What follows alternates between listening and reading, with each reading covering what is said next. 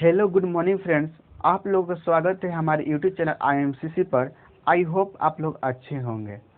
और कल हमने पढ़ा था पावर ऑफ सुपरपोजिशन और आज हमें पढ़ना है इंटरफेरेंस वेव। तो आप लोग हेडिंग दीजिए, फिर आगे बढ़ते हैं।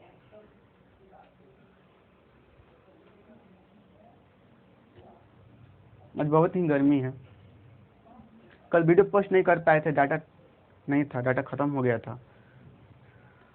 और जब डाटा है ही तो हम हर टाइम आप लोगों का वीडियो हम प्रोवाइड करवा ही दे रहे हैं। तो आप लोग पढ़िए, ठीक है। कहीं भी छोटा छोटा टॉपिक है, ठीक, इसको ध्यान दीजिए। दिक्कत हो फिर से देखिए वीडियो को, एक बार नहीं 2 बार देखिए। जब देख रहे हैं, जब पढ़ रहे हैं, उसी समय इसको याद कीजिए, याद हो जाएगा, ठीक है। तो पढ़िए मन लगा के।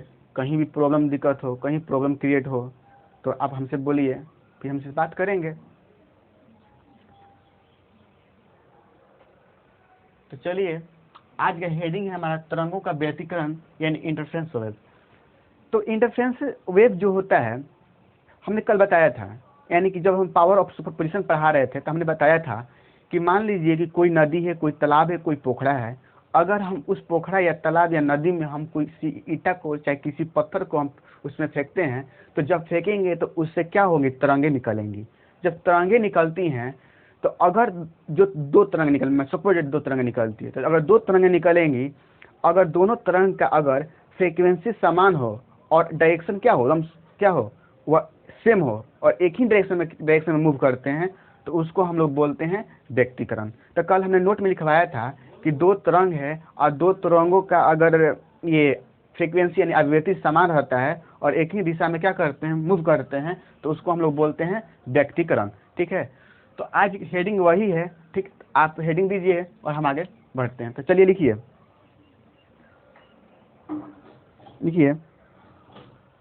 जब किसी भी माध्यम में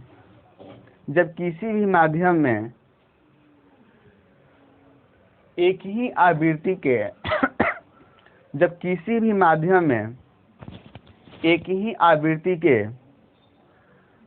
किसी भी माध्यम में एक ही आवृत्ति के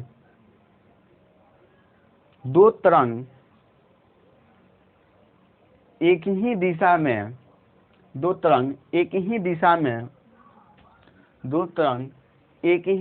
में गति करती हैं तो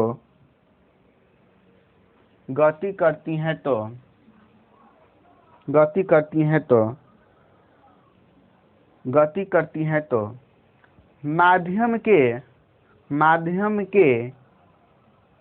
भिन्न भिन्न बिंदुओं पर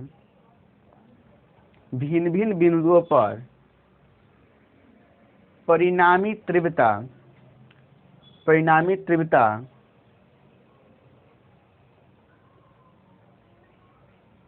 तीव्रता अधिकतम तथा न्यूनतम हो जाता है। यानी कि एक ही दिशा में अगर गति करती हैं तो माध्यम की जितनी भी बिंदुएं होंगी, उस बिंदुओं पर ये जो लाइट की जो तीव्रता होगी, ये क्या होगा, कहीं मिनिमाइज होगा और कहीं मैक्सिमाइज हो जाएगा। तो आप लोग ध्यान से देखिएगा कि कहीं क्या होगा, अधिकतम होगा तो कहीं न्यूनतम होगा, कहीं अधिकतम होगा तो कहीं न्यूनतम होगा, ठीक। तो क्या हो जाता है, अधिकतम हो जाता है तथा न्यूनतम हो जाता है। इस प्रकार के अध्यारोपण को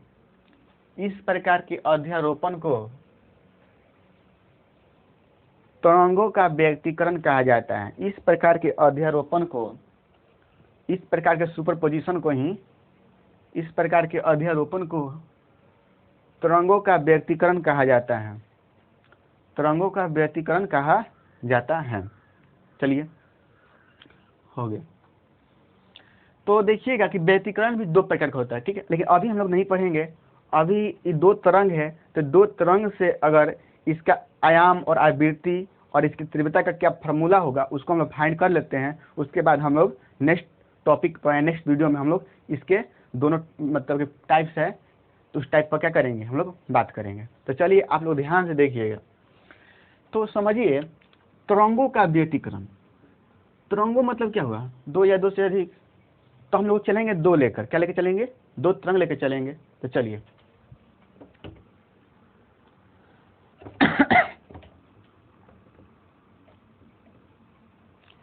तो हमने जब पढ़ाया था पावर ऑफ सुपरपोजिशन, तो हमने पावर ऑफ सुपरपोजिशन जब पढ़ाए थे तो बताया था कि 2 तरंग लिए थे। एक तरंग जो था उसकी आवृत्ति y1 थी और दूसरे को क्या थी, y2 थी। तो चलिए लिखिए, माना कि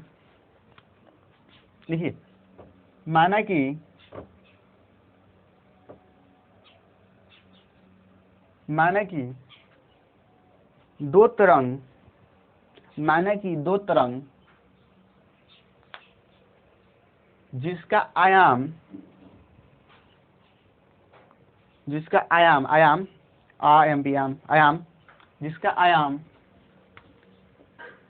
A1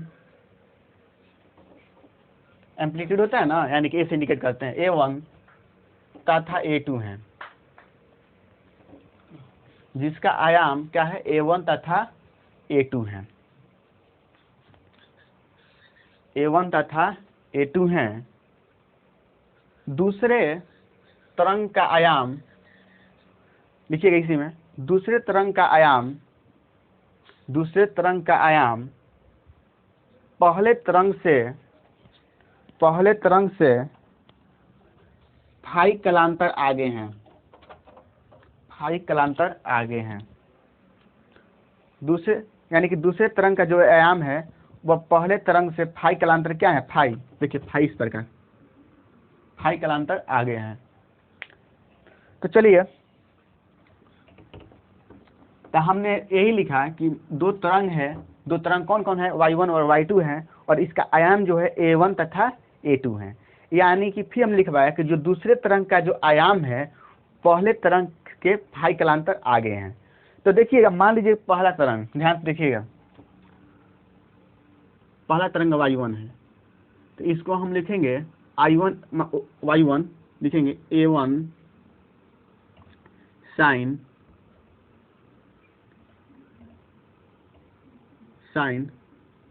ओमेगा टी। ठीक, ये क्या है, देखिएगा, साइन ओमेगा टी। ठीक, और दूसरा तरंग जो हो गया y2 equal to A2 sign, क्या होगा, इससे फाई कलांतर आगे है, यानी कि हम लोग क्या करेंगे, ओमेगा टी प्लस फाई। चलिए कॉपी नोट कीजिए, omega t plus phi.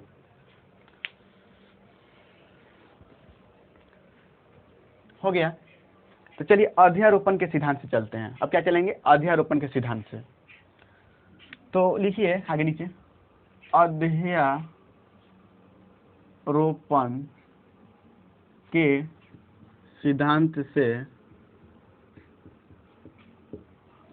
Fourth theory of power position.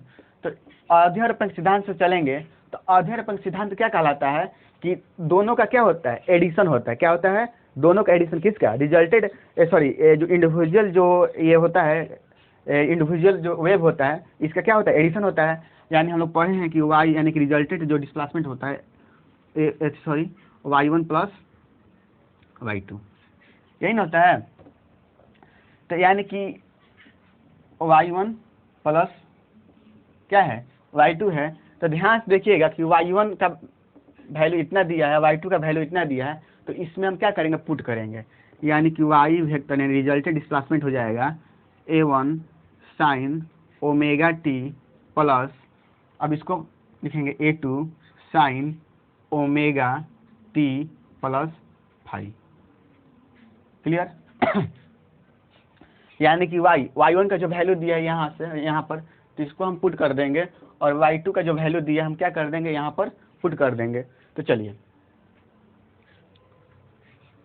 ऊपर वाला को मूव करते हैं। अब देखिए, आप लोग लिखते चलिएगा, देखिए y1 vector equal to A1 sine omega t plus, clear. अब देखिएगा A2 साइन ओमेगा A2 है, अच्छा आप लोग पढ़े होंगे, ध्यान से देखिएगा, हम बता रहे हैं, पढ़े होंगे साइन ए प्लस बी।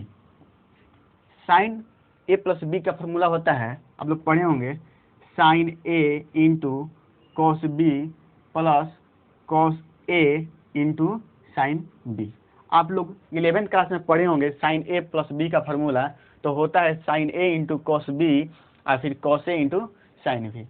तो इसी प्रकार देखिएगा यहाँ पर है साइन ओमेगा टी है, इसको समझ लीजिए, यहाँ पर ए है और प्लस ये फाई जो है वो आपका बी है। तो इस फार्मूला के द्वारा हम क्या करेंगे, इसको मान रखेंगे। तो देखिएगा A2 क्या हो जाएगा, साइन ओमेगा टी प्लस, अब इंटू इंटू होगा ना जी, इंटू, अब देखिए अब क्या होगा, कॉस होगा, कॉस फाई प्लस, अब क्या करेंगे, अब क्या करेंगे, देखिए कॉस ए, यानी अब इसको लिखेंगे ओमेगा टी वाला, तो यानी कि फिर देंगे A2 cos omega t into sine phi. हमने इस फार्मूला पर इसको हम क्या कर दिया, sine omega t plus phi है, यानी कि समझ लीजिए साइन ए प्लस क्या है, बी है, तो हो गया sine omega t into cos phi. A2 इसके साथ भी है, A2 इसके साथ भी आएगा, प्लस है तो A2 दे दिए, फिर क्या हो गया cos omega t into sine phi. Clear. अब देखिए y वेक्टर हो जाएगा। अब ध्यान से देखिएगा, इसमें साइन ओमेगा टी, यहाँ साइन ओमेगा टी है, इसमें भी साइन ओमेगा टी, तो कॉमन पहले लेते हैं, कॉमन, तो साइन ओमेगा टी कॉमन लेंगे तो हमारा हो जाएगा A1 plus A2 cos phi plus, इसमें क्या है कॉमन, कुछ कॉमन नहीं है, इसे इसको ज्यों करते हैं क्या करेंगे, लिखेंगे A2 कॉस ओमेगा टी, दिखाई दे रहा है ना आप लोगों को, into sine phi, into sine phi. अब देखिएगा,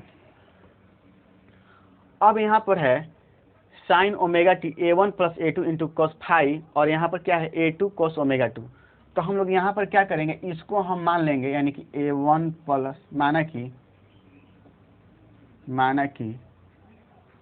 A1 plus A2 cos phi को हम लोग मान लेंगे A कॉस थीटा।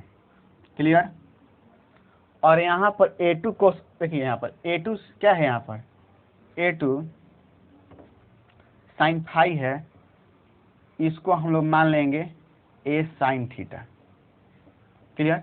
इसमें क्या करेंगे हम लोग, A1 plus A2 cos phi को हम मान लेंगे A कॉस थीटा, जिस जो फाई है उसको हम थीटा मान लेते हैं, क्या मान लेंगे, थीटा। तो फिर देखिए कि फाई इसमें किसके साथ है, कॉस के साथ कि साइन के साथ, तो किसके साथ है आप लोगों का, फाई साइन के साथ, इसलिए इसको हम कर दिए A2 साइन फाई, यानी कि साइन थीटा। तो इसको इक्वेशन 1 कर दीजिए और इसको इक्वेशन 2 कर दीजिए, ठीक, इसको सॉरी ऐसे कीजिए, इसको इक्वेशन 1 कर लीजिए ऊपर वाला को, इसको इक्वेशन 2 कर लीजिए, अब इक्वेशन इसको 3 कर लीजिए। अब क्या करेंगे, इक्वेशन 2 और 3 का जो वैल्यू है हम इक्वेशन 1 में क्या कर देंगे, पुट कर देंगे।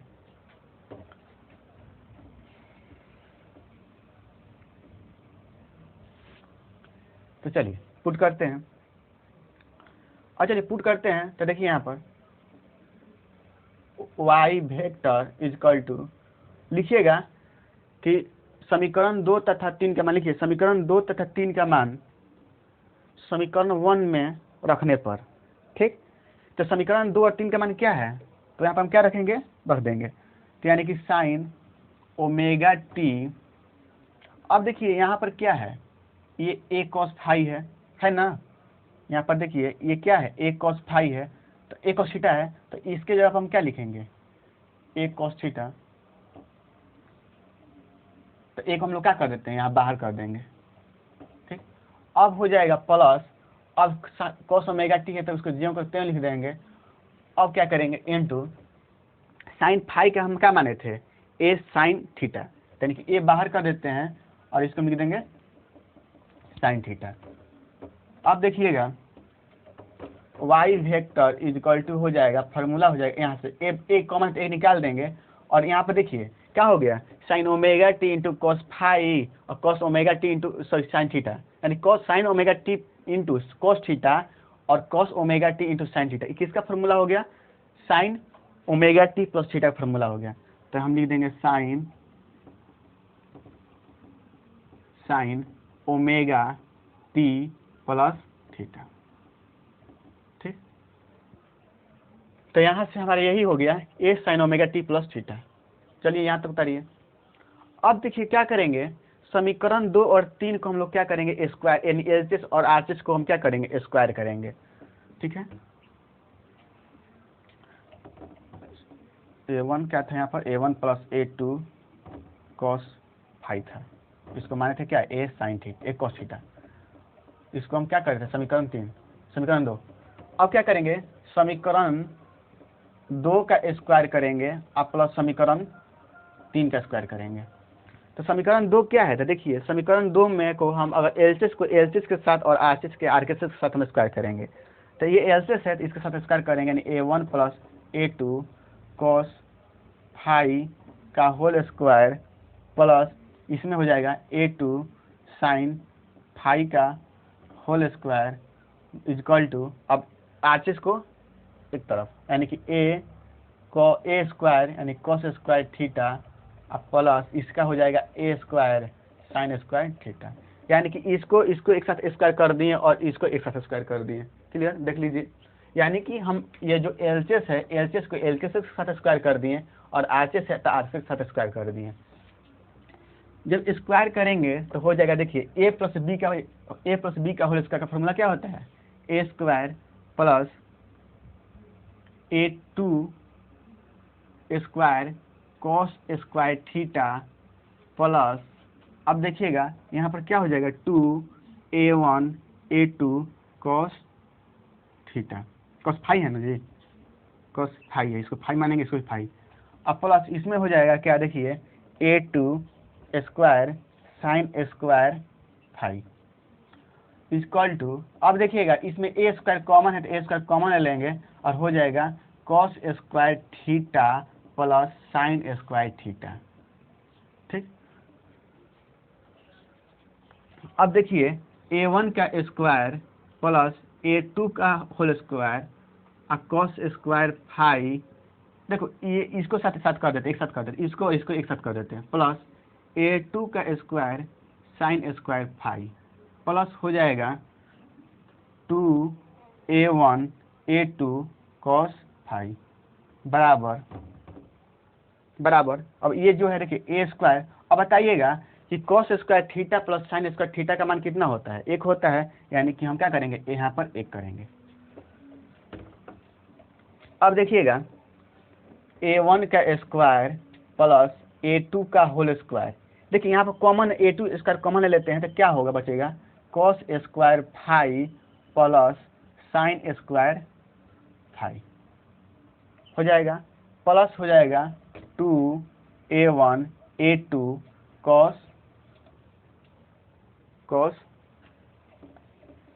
फाई इक्वल टू क्या हो जाएगा, ए स्क्वायर में अगर 1 से मल्टीप्लाई करेंगे तो क्या हो जाएगा, ए स्क्वायर होगा। तो अब देखिएगा a1 का स्क्वायर प्लस a2 का whole square cos square phi plus sine square phi का मान कितना होता है, 1, तो यहाँ पे 1 से मल्टीप्लाई होगा plus 2a1 a2 cos phi equal to a square.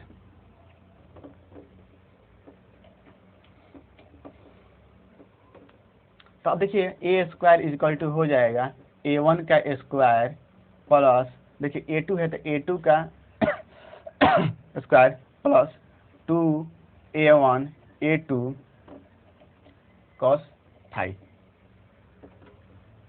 यहाँ तक नोट कीजिए, समझ में आ रहा है ना, इसको हम इधर कर दिए ए स्क्वायर a1 का होल स्क्वायर प्लस a2 का होल स्क्वायर और ये हो जाएगा 2a1 a2 cos phi.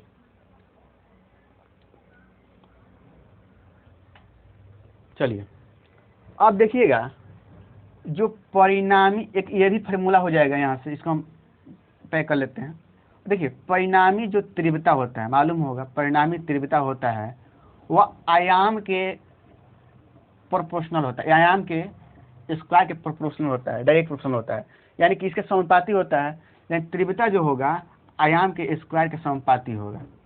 Clear, अगर इसको अगर हम I1 लेते हैं, दिखाई दे रहा है ना, इसको y1 मानते हैं तो इसको छोटा मान लीजिए a1 स्क्वायर, ठीक है, और I2 है तो इसको मान लीजिए A2 का होल स्क्वायर। अब देखिए अगर हमको यहाँ से A1 निकालना होगा तो हो जाएगा अंडर रूट I1, और A2 निकालना हो जाएगा तो होगा अंडर रूट I2। इस सब का जरूरत है, ठीक है, इसलिए अब सब बनाइए। देखिए फिर से समझिएगा, परिणामी तीव्रता जो होता है वो आयाम के स्क्वायर का क्या होता है, डायरेक्ट प्रोपोर्शनल होता है, यानी कि समानुपाती होता है। यानी कि आयाम को हम ए से इंडिकेट करते हैं, यानी कि जो तीव्रता हुआ ये आयाम के स्क्वायर के डायरेक्ट प्रोपोर्शनल है। तो जब आई जो है अगर ए के स्क्वायर के समानुपाती है तो हम I1 ले लेते हैं, वो अभी क्या हो जाएगा, A1 के स्क्वायर के क्या होगा, समानुपाती हो जाएगा। तो हम क्या करेंगे, यहाँ से अगर A1 निकालना हो तो ये क्या हो जाएगा, अंडर रूट I1 हो जाएगा। देखिए इसका इधर जाएगा तो क्या हो जाएगा, अंडर रूट I1 हो जाएगा। ठीक, अगर एक देखिए ध्यान से क्या करेंगे, समानुपाती है ना, इसको हटाने के लिए एक नियतांक लगाएंगे। ठीक, नियतांक होता है के, क्या होता है, नियतांक होता है के, कांस्टेंट होता है, इसलिए यहाँ पर हम के का मान देंगे तो के का मान अगर 1 रखेंगे तो ये क्या हो जाएगा, बराबर हो जाता है। ध्यान से देखिएगा, यानी कि इसको हटाने के लिए, इस समानुपाती को इस नियतांक को हटाने के लिए एक आता है कांस्टेंट आता है के, वहाँ पर के रखेंगे तो क्या हो जाएगा, I1 बराबर A1 स्क्वायर। देखिए अगर यहाँ से A1 निकालना होगा आपको तो ये क्या हो जाएगा, अंडर रूट I1, और A2 निकालना होगा तो हो जाएगा अंडर रूट I2। अब एक लाइन यहाँ पर कर दे रहे हैं कि I1 हो जाएगा वो A स्क्वायर के बराबर होगा, क्योंकि यहाँ पर क्या छिपा हुआ है, के, और के का मान कितना होता है, 1 होता है। तो ये पहले उतार लीजिए। चलिए अब देखिए ए स्क्वायर के जगह हम क्या लिख सकते हैं, आई ले लेंगे। अब ए स्क्वायर है तो A1 के स्क्वायर के जगह पर हम क्या लेंगे, I1, और A2 स्क्वायर है उसकी जगह पर क्या लेंगे, प्लस I2, प्लस अब क्या है देखिए, तो अब 2 है तो 2 देंगे। अब A1 के जगह पर क्या है, अंडर रूट I1। अब देखिए यहाँ पर A2 की जगह पर क्या है, अंडर रूट I2। अब क्या है, cos फाई, यानी कि दो तरंगों के तीव्रता का फॉर्मूला यही होगा। अगर दो तरंग दिया है और उसके तीव्रता अगर दिया रहेगा तो इस फार्मूला पर हम रख देंगे और उसका वैल्यू क्या हो जाएगा, निकल जाएगा। यानी दो तरंगों का जो परिणामी तीव्रता होगा यही होगा I = I1 + I2 under root I1 फिर I2 का, और फिर क्या हो जाएगा, cos फाई। तो यानी इसी फार्मूला के द्वारा हम क्या करेंगे, दो तरंगों का अगर तीव्रता निकालना होगा तो तीव्रता निकालेंगे, दो तरंगों का अगर आयाम निकालना होगा तो आयाम भी निकाल सकते हैं। तो इस दोनों फार्मूला को ध्यान दीजिएगा, और इसी फार्मूला के द्वारा कल हम एक न्यूमेरिकल बनवाएंगे, और न्यूमेरिकल बनाने के बाद हम ये जो व्यतिकरण होता है, यानी कि जो इंटरफेरेंस होता है, इसके दो टाइप्स होता है, समपोषी व्यतिकरण और विनाशी व्यतिकरण, और उसके बारे में बात करेंगे। ठीक है, तो आप लोग वीडियो पूरा देखिएगा, कहीं भी दिक्कत हो, कहीं भी प्रॉब्लम क्रिएट हो तो आप हमसे बोलिए, फिर हम बताएंगे। अगर वीडियो आप लोगों को अच्छा लगे तो वीडियो को लाइक कर दीजिए और सब्सक्राइब कर दीजिए। ठीक, ओके, बाय।